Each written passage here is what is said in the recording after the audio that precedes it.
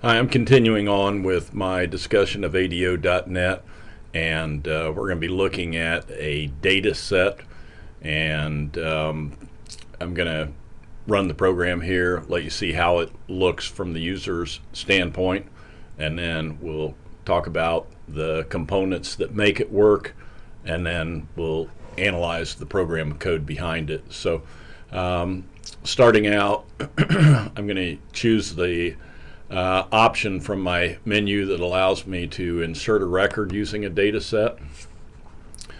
And it has connected to the database server.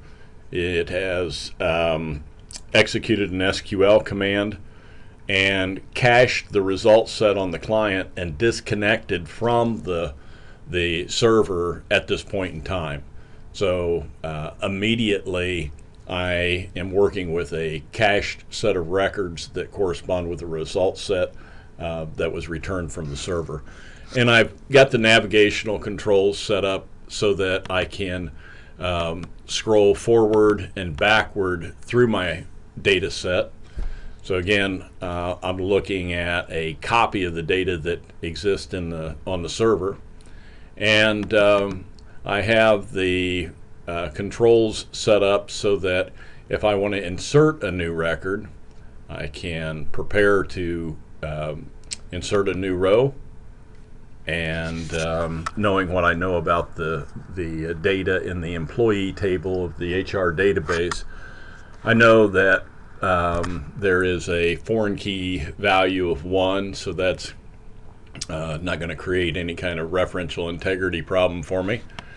And I'm going to make up some bogus name here. Okay, so last name Kuntz, and I'll choose to name this person Bentley, and we'll give him a pretend social security number of that and a pretend date of 3/1/2007, and a date of employment of 3/2/2007. So this was a dog, and he more or less had to start work immediately. Okay, so once I've entered that data, then there's two things that I need to do. I need to insert this collection of data as a new row in the cached records on my client computer, and the button here does that. And it also prepares me to enter another row of data if I want to.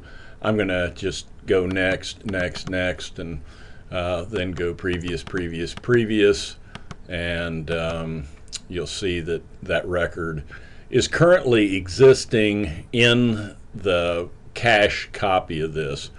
And the employee ID field, the primary key, the one field that I'm not providing a value for, is an auto number field, an identity column, and the database management system is going to manufacture that value for me.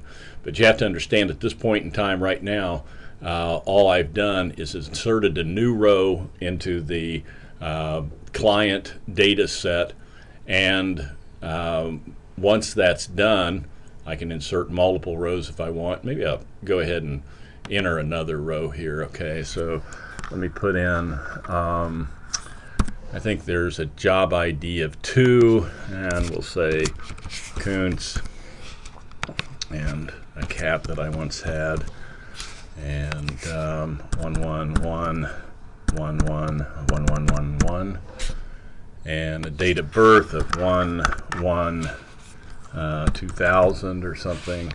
Just making this stuff up, right?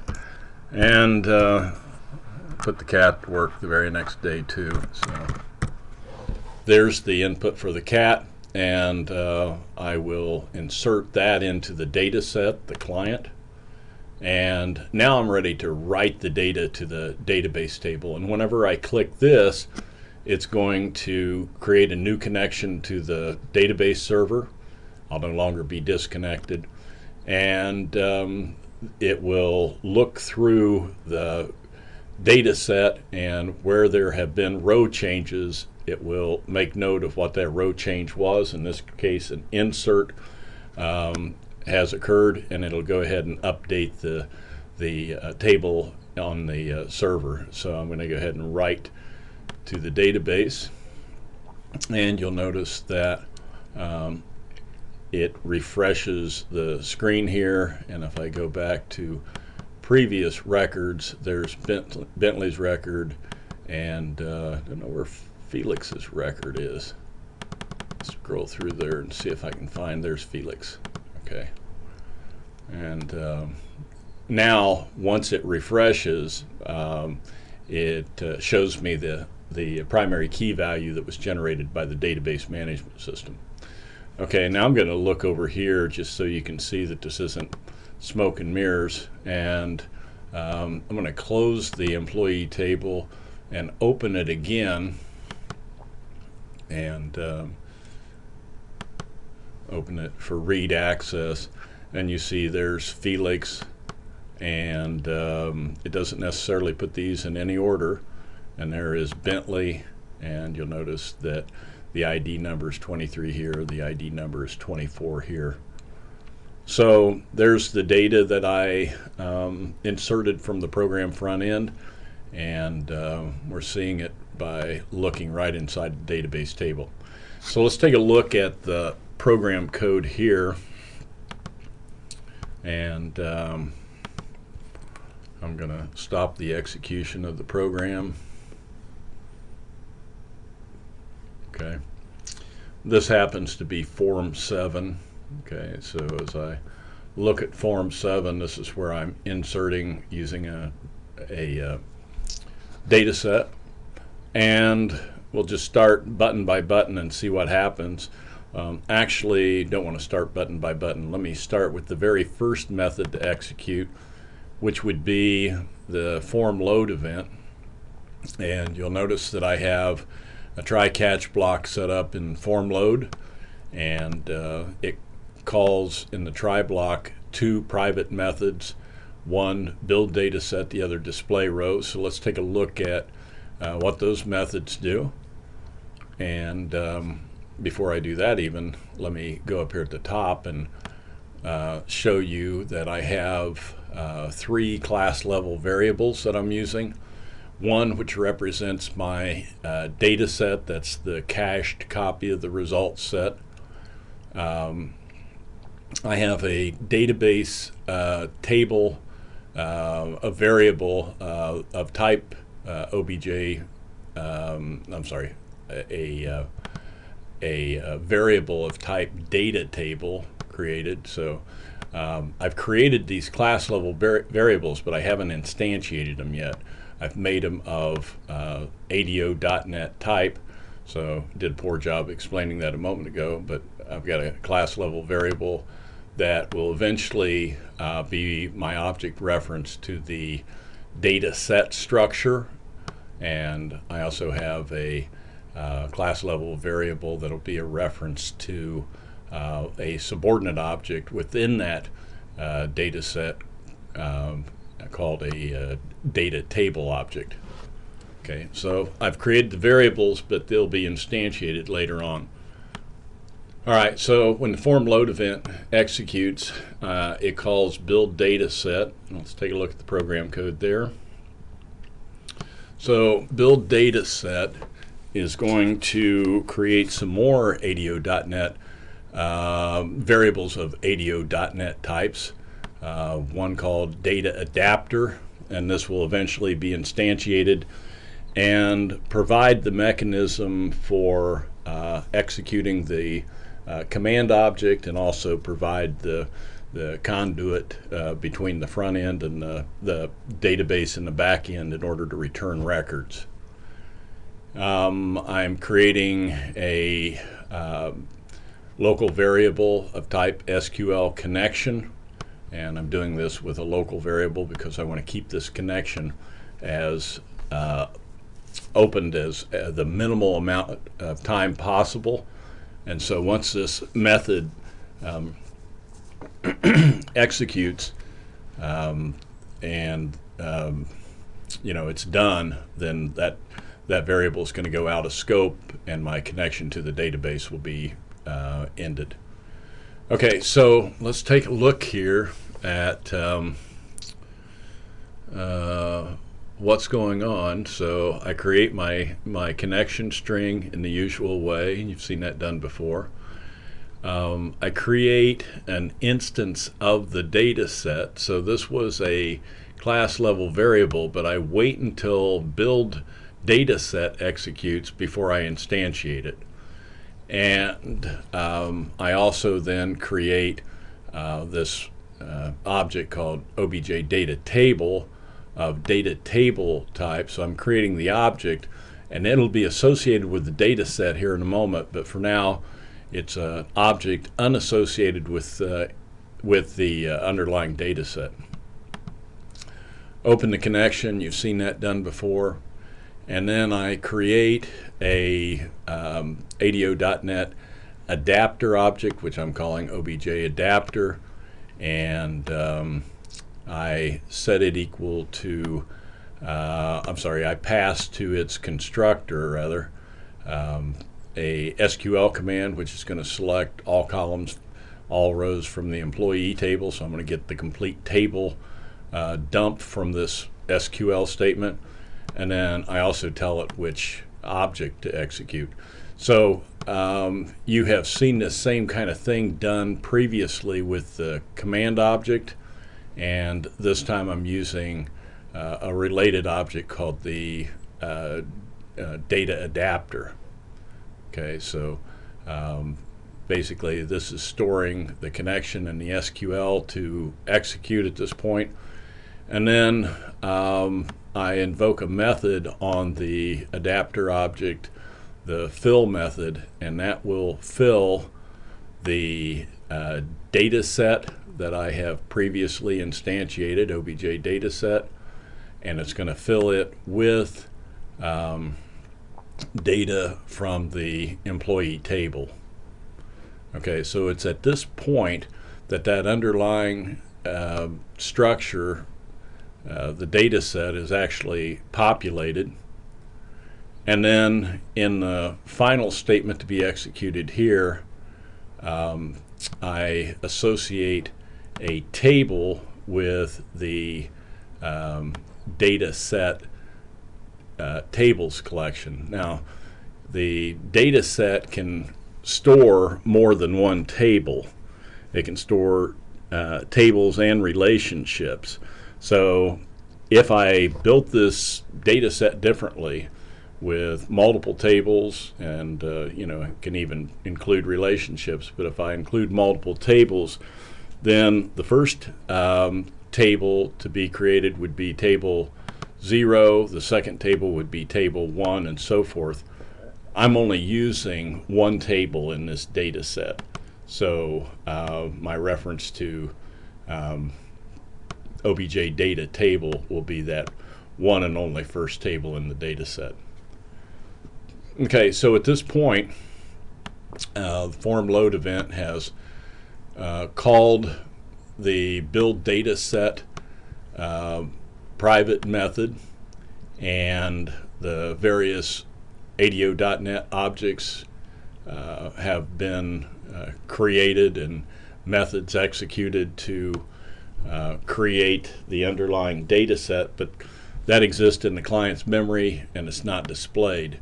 So when control passes back to the form load event, there will be a call to a private method called display row, and you'll notice that one of my class level variables that I declared up here is called row count, and I set it equal to an initial value of 0.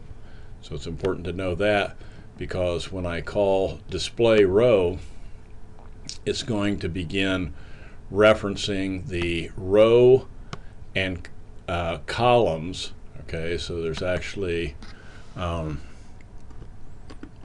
two indices that I have to be concerned with. An indice that points to the row and an indice that points to a column within that row. So with row count being equal to 0, this assignment statement is going to be, this first assignment statement is going to be accessing from row 1, okay, 0 offset, 0 offset would be row 1, the first column on row 1, and it's going to return that to label 7. And then on row 1, which is actually at an offset of 0, in the second assignment statement, it's going to return, it's going to assign the value in the second column, and so forth. So hopefully that makes sense. And from the user standpoint, everything that I have demonstrated up to this point happens here. Okay. So I'm going to stop this and now begin to look at these other control objects on the form. And we'll start with these two, which contain more or less identical code. This allows us to scroll backwards into the underlying data set. Okay, so we're still talking about the cached copy on the client, and the way that's done is to manipulate row count. So when going backward, if my row count value, that class level variable, has a value less than or equal to 0, then I set it to the highest record. I flip it over. That means I have gone past the first record, so I want it just to rotate around to the last record, which would be at the data table's rows count property value -1. Okay, so this data table has a rows property and a additional property called count, and if I take that value, which will be the number of rows in the table, subtract 1 from it, then that's going to be pointing at the very last row. Hope I'm telling you that right. If row count is less than 0, no, I'm sorry. It's going to take you to the very last row. Yeah, so that means I've gone past the first row and I want it to cycle around to the last row. Otherwise, it's going to just decrement row count by 1. So if I haven't, gone past my boundary, it goes ahead and just deletes 1 from row count, and then invokes a method called display row. And if we take a look at display row, again, that's going to go to whatever row count is equal to, and begin assigning the columns to the individual text boxes so they can be displayed.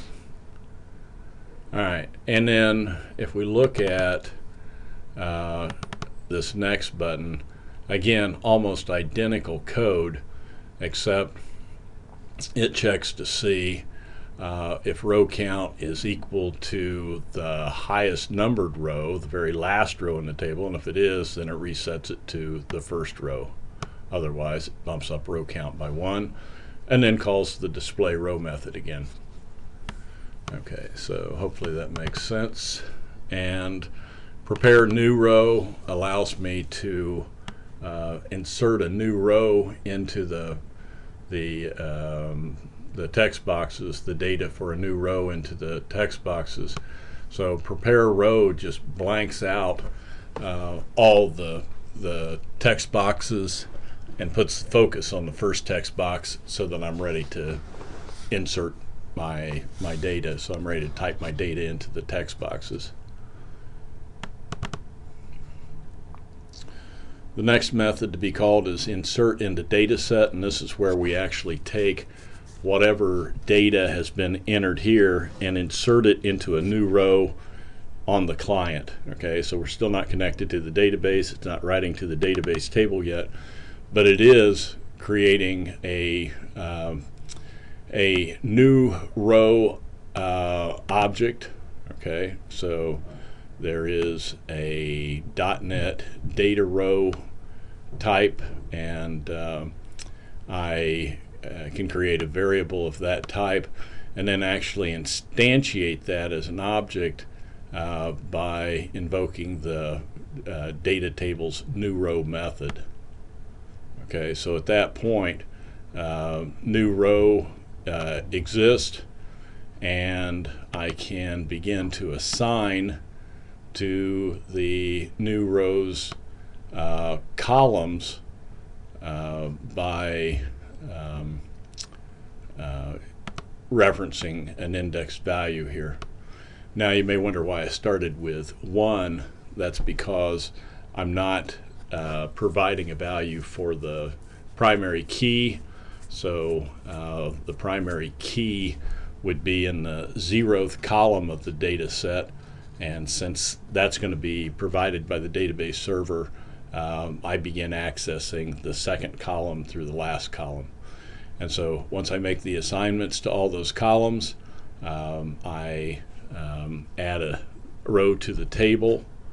I add new row to the table, and call up my private method to blank out the text boxes in preparation for adding another row if I want to.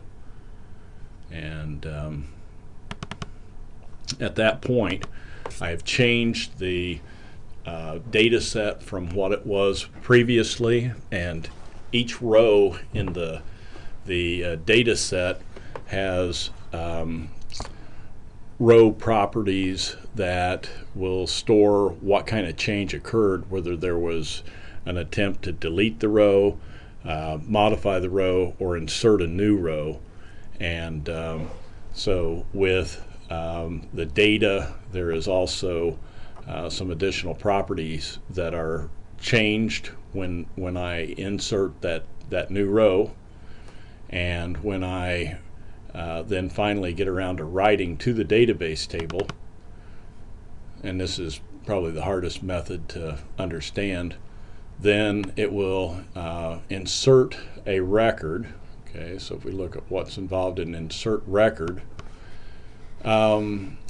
it will create an SQL string that corresponds with the kind of SQL operation I want to perform. So in this case, an insert into statement, and I specify the field names that exist in the employee database table, and then I provide parameters or placeholders for data that it will eventually acquire when the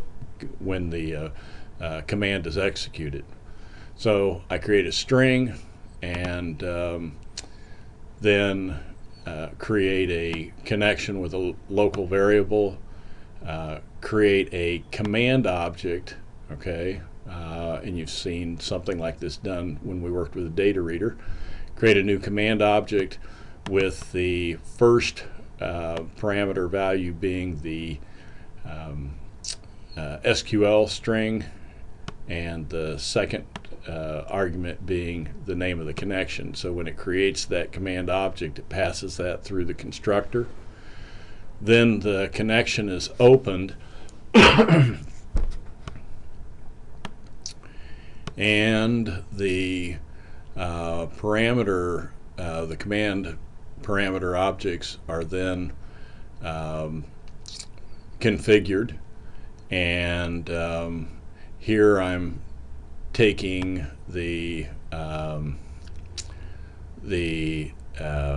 parameter name and associating it with an actual field in the database table, and as part of this mapping of these command object parameters to the actual fields in the database table, I'm doing the conversion from .NET to SQL Server data types. Okay, so some very precise data types will be created in the process, and those data types correspond with the way the columns were originally created for the table. All right, so It maps the parameters to the columns. There's no data exchange at this point, but it maps the placeholders for the SQL statement to the appropriate columns in the table. And then I create a new data adapter, which again is just going to allow me to pull the trigger on the SQL. And I execute an insert command. Okay. I'm sorry, do not do that. I assign my previously configured command object to the insert command property of the data adapter. So at this point, the data adapter is going to know the connection, and it's going to know the SQL that's involved. And then finally I execute, and this is the real magic of this, I execute the update method on the data adapter, and it's going to go row by row through the data set. It's going to look at the row properties to see whether or not they've been changed, and if they've been changed, they will have been changed by either marking them as delete, in which case the row will not get written back to the database, and the database table will be, that row will be eliminated from the database table. If they're marked as update, then the value that it finds in the data set will be written back to the database table for whatever row, whatever field is involved. And if it's an insert, if it's marked with a data row property value of insert, then it will add that row to the database table. And when this data adapter update method executes, it goes through every row in the cached data set and performs the appropriate update to the table that it's associated with, and in this case that table would be the employee table. And finally the variables go out of scope, and I have completed the process of actually updating the data on the server. And that's the well, no, it's not the end of it. I insert the record, control would pass back. I would dispose of the two class level variables, the objects that are referenced by the two class level variables. So I've allowed the data set object and the data table object to persist from method call to method call. And so finally, having updated the table, I want to get a fresh copy of what's in the database table now sent back in a new data set built on the client end. So I first off dispose of my old data set and my old data table. At this point, there are no ADO.NET objects available to my client. And then as soon as I've disposed of those old objects, I call build dataset and display row, the same two methods and the same method call sequence that you saw back in the form load event. And the effect will be that it creates a brand new data set from the data in the employee table, and that data reflects the changes that occurred after the client updated the table. And then the first row of data appears, and that's that.